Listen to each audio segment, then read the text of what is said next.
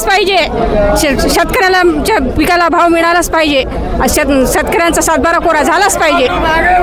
BJP सरकार बसून गेले 6 महिने झाले। सरकारने 6 महिन्यापासून आश्वासन दिलं होतं की 7/12 कोरा कोरा कोरा करून देऊ। आता काहीतरी बोला त्याच्यावर 7/12 कोरा करून द्या म्हणून आम्ही हे आंदोलन ठेवलंय। 7/12 कोरा झालाच पाहिजे। शेतकऱ्याला भाव मिळालाच पाहिजे। शेतीला शेतमालाला भाव भेटलेच पाहिजे। कर्जमाफी झाली पाहिजे।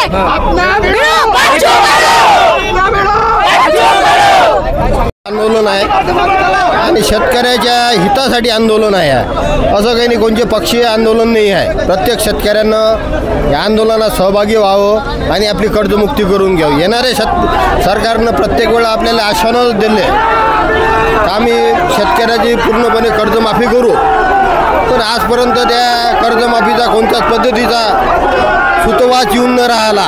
आज बच्चू भाऊनं आपल्या प्राणाची आहुती देण्याचा आणि पूर्ण आयुष्य शेतकऱ्यासाठी अर्पण केलं बच्चू भाऊनं। आज बच्चू भाऊ मोजरी येते आंदोलनस्थळी महाराजाच्या समाधी ठिकाणी अन्नत्याग आंदोलनासाठी बसले आहे, शेतकऱ्याच्या हितासाठी बसले आहे आणि सरकारले जाग येऊन न राहिला, एक खेदाची गोष्ट आहे।